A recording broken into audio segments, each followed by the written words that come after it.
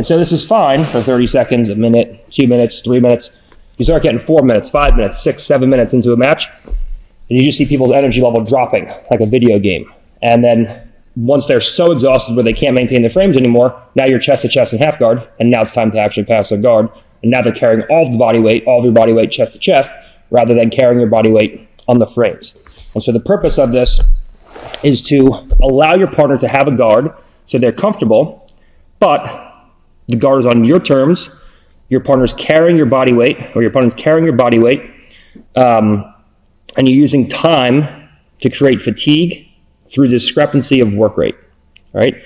And so this, in my opinion, is the two most tiring things in the sport are failed submissions and failed takedowns.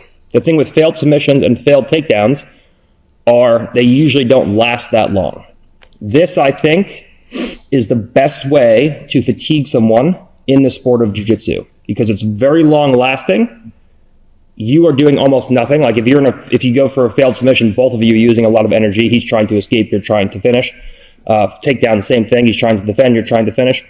This is almost zero work for me, an incredible amount of work for her. And so when we're in these positions,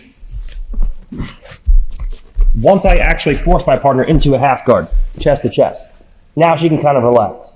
Once I actually pass my partner's guard, now she can kind of relax. Okay, the points are already scored, and she's carrying body weight, but from here, she knows that, she can kind of take it easy. But understand, especially when you're competing, especially against most of the competitors, especially the Brazilians out there, who are just like absolutely not willing to let you get chest to chest and half guard or pass the guard, they will do everything they can to keep their frames in place. And so the bottom player knows that from here, if I get past the frames, I'm chest to chest half guard, or I pass the guard, that's no good. So most people will be fighting like hell to stop you from getting chest to chest or pass it. And so they'll be using all the energy they have to keep these frames. When she goes to move me around, I just camp. I move. I just play here. I just float on top of my partner.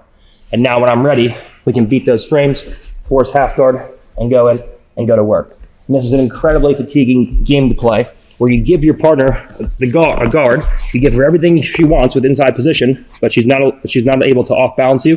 And this is just so physically and mentally fatiguing. And this is exactly what we want when we're inside camping. All right, so let's go through the types of camping, just so we can categorize the specific kinds of camping that we have. We've already looked at outside camping, and we've looked at north-south camping.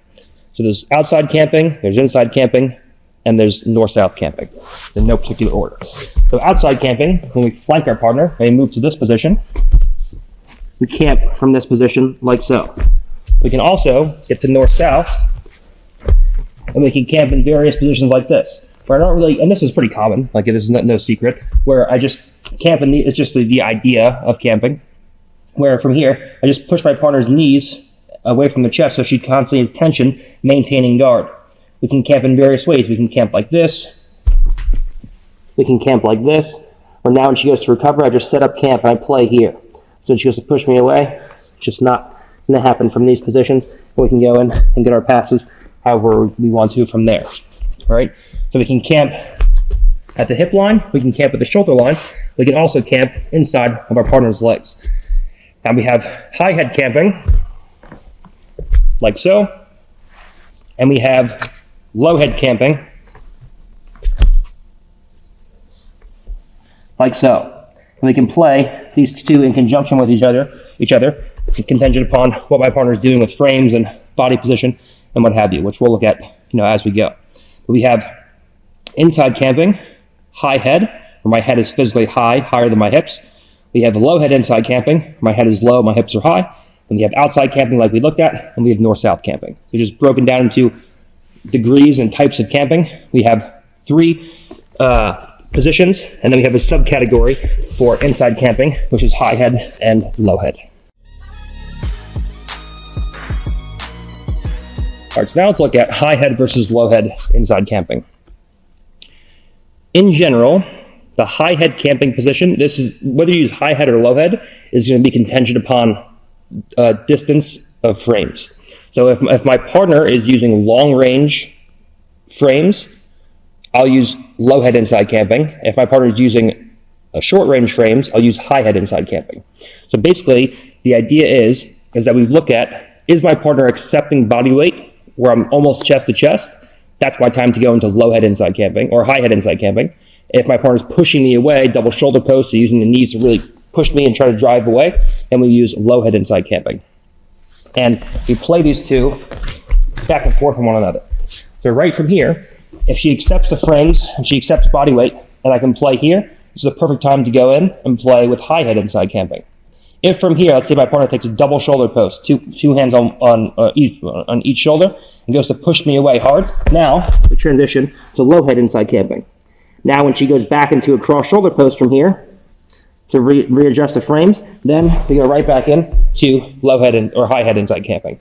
And we play these off one another to stay with constant pressure on my partner in a position where she's carrying body weight the whole time. And we use low head and high head camping in conjunction with one another to be able to eventually get past my partner's frames, past my partner's guard, or force it chest to chest and half guard. So that's just the general idea between low head and high head camping. All right, so now let's just talk about general theory. Like most of my guard passing direction, using this camping position is going to be used either to directly pass your partner, but on most high-level guys, it's going to be used to force half guard chest to chest.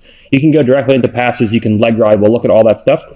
But in general, most of the things you're going to be looking to do is to use these high head and low head camping combinations to force your partner into chest to chest half guard. And so the general idea is that if my partner has short range gripping or framing, we use high head inside camping. If my partner converts to long range framing, we use low head inside camping. We play these two back and forth with one another, contingent upon my partner's distance of frames.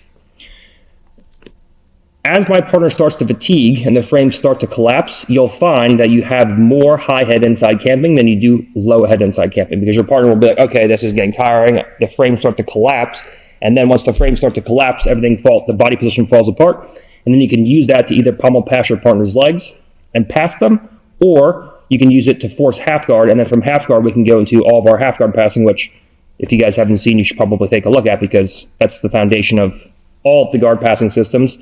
The goal most of the time on high-level people is to force people into bottom half guard chest to chest and then start passing. And so the general theory, the general idea here is to play low head and high head inside camping to force your partner into half guard and then pass from half guard once they're already exhausted. And this doesn't look like much from a third person point of view when you're watching it, watching somebody else do it, but it is incredibly exhausting, and you have to have confidence that time is your friend from here. All right, time is going to be the X factor. The longer I can stay in a position where my partner is carrying my body weight, the bigger discrepancy in the work rate you're going to have, and the easier it's going to be to fatigue your partner over time and eventually pass or force them into chest-to-chest half guard. And so, as a general theory with inside camping, I think this is a pretty good start for what we're going to do today.